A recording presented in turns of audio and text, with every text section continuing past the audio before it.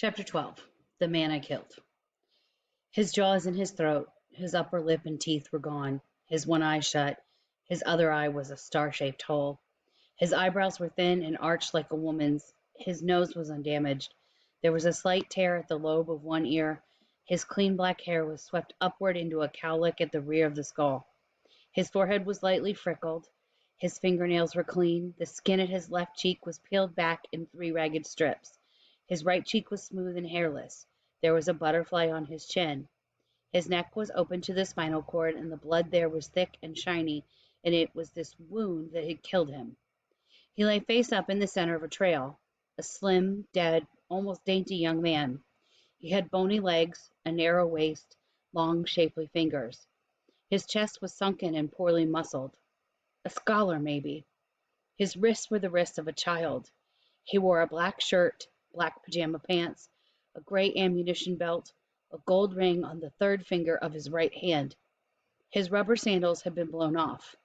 One lay beside him, the other a few meters up the trail.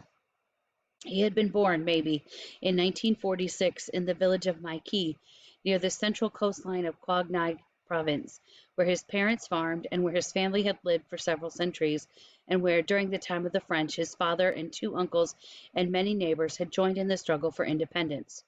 He is not a communist. He was a citizen and a soldier.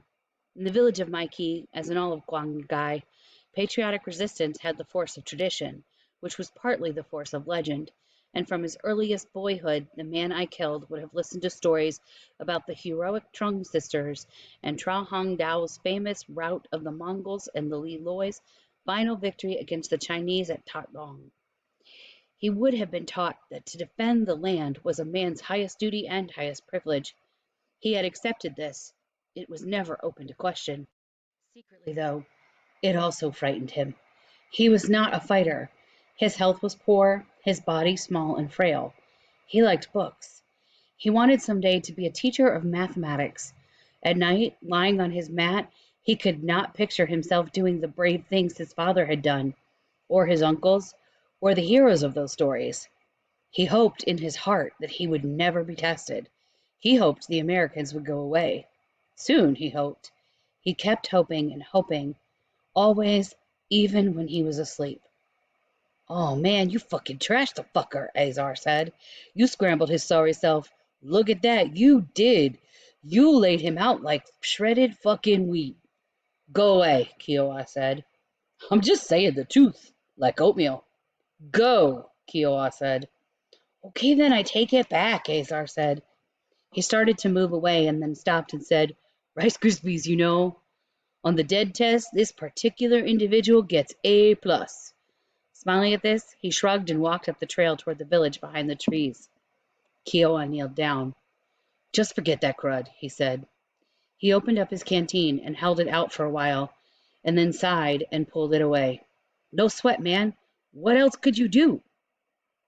Later, Kiowa said, "I'm serious. Nothing anybody could do. Come on, stop staring." The trail junction was shaded by a row of trees and tall brush. The slim young man lay with his legs in the shade. His jaw was in his throat.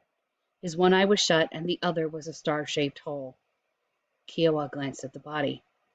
"All right, let me ask you a question," he said. "You want to trade places with him? Turn it all upside down. You want that? I mean, be honest." The star-shaped hole was red and yellow. The yellow part seemed to be getting wider, spreading out at the center of the star. The upper lip and gum and teeth were gone. The man's head was cocked at a wrong angle, as if loose at the neck, and the neck was wet with blood. "Think it over," Kiowa said. Then later he said, "Tim, it's a war. The guy wasn't hiding. He had a weapon, right? It's a tough thing for sure, but you got to cut out that staring." Then he said, "Maybe you better lie down a minute." Then after a long, empty time, he said, "Take it slow. Just go wherever the spirit takes you." The butterfly was making its way along the young man's forehead, which was spotted with small dark freckles. The nose was undamaged. The skin on the right cheek was smooth and fine-grained and hairless, frail-looking, Delicately boned, the young man would not have wanted to be a soldier, and in his heart would have feared performing badly in battle. Even as a boy growing up in the village of Maikee, he had often worried about this. He imagined covering his head and lying in a deep hole and closing his eyes and not moving until the war was over. He had no stomach for violence. He loved mathematics. His eyebrows were thin and arched like a woman's, and at school the boys sometimes teased him about how pretty he was, the arched eyebrows and long, shapely fingers, and on the playground they mimicked a woman's walk and made fun of his smooth skin and his love for mathematics. The young man could not make himself fight them. He often wanted to, but he was afraid, and this increased his shame. If he could not fight little boys, he thought, how could he ever become a soldier and fight the Americans with their airplanes and helicopters and bombs? It did not seem possible. In the presence of his father and uncles, he pretended to look forward to doing his patriotic duty, which was also a privilege. But at night, he prayed with his mother that the war might end soon. Beyond anything else, he was afraid of disgracing himself, and therefore his family and village. But all he could do, he thought, was wait and pray and try not to grow up too fast. Listen to me, Kiowa said. You feel terrible. I know that. Then he said, okay, maybe I don't know. Along the trail, there were small blue flowers shaped like bells. The young man's head was wrenched sideways, not quite facing the flowers, and even in the shade a single blade of sunlight sparkled against the buckle of his ammunition belt. The left cheek was peeled back in 3 ragged strips. The wounds at his neck had not yet clotted, which made him seem animate even in death, the blood still spreading out across his shirt. Kiowa shook his head. There was some silence before he said, Stop staring. The young man's fingernails were clean. There was a slight tear at the lobe of one ear, a sprinkling of blood on the forearm. He wore a gold ring on the 3rd finger of his right hand. His chest was sunken and poorly muscled. A scholar, maybe. His life was now a constellation of possibilities. So yes, maybe a scholar. For years, despite his family's poverty, the man I killed would have been determined to continue his education in mathematics. The means for this were arranged, perhaps through the village liberation cadres, and in 1964, the young man began attending classes at the university in Saigon, where he avoided politics and paid attention to the problems of calculus. He devoted himself to his studies. He spent his nights alone, wrote romantic poems in his journal, took pleasure in the grace and beauty of differential equations. The war, he knew, would finally take him, but for the time being he would not let himself think about it. He had stopped praying. Instead, now he waited. And as he waited, in his final year at the university, he fell in love with a classmate, a girl of 17, who one day told him that his wrists were like the wrists of a child, so small and delicate, and who admired his narrow waist and the cowlick that rose up like a bird's tail at the back of his head. She liked his quiet manner. She laughed at his freckles and bony legs. One evening, perhaps, they exchanged gold rings. Now one eye was a star. You okay? Kiowa said. The corpse lay almost entirely in shade. There were gnats at the mouth, little flecks of pollen drifting above the nose. The butterfly was gone. The bleeding had stopped except for the neck wounds.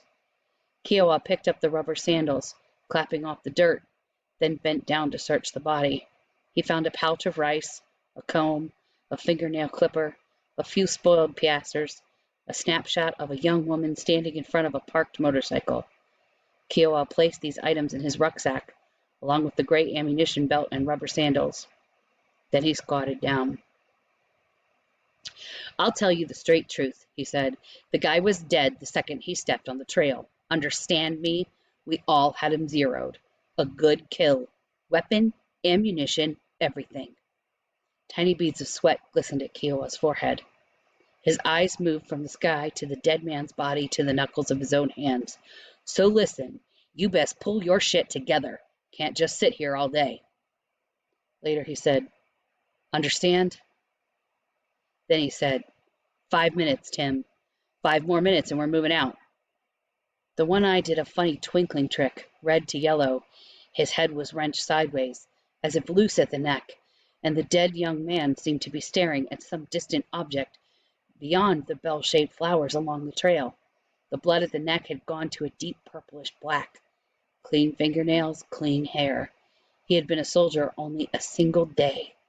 After his years at the university, the man I killed returned with his new wife to the village of Mai Ki, where he enlisted as a common rifleman with the 48th Viet Cong Battalion. He knew he would die quickly. He knew he would see a flash of light. He knew he would fall dead and wake up in the stories of his village and people. Kiowa covered the body with a poncho. "Hey, you're looking better," he said. "No doubt about it. All you needed was time, some mental R&R." Then he said, "Man, I'm sorry." Then later he said, "Why not talk about it?" Then he said, "Come on, man, talk." He was a slim, dead, almost dainty young man of about 20. He lay with one leg bent beneath him, his jaw in his throat, his face neither expressive nor inexpressive. One eye was shut, the other was a star-shaped hole.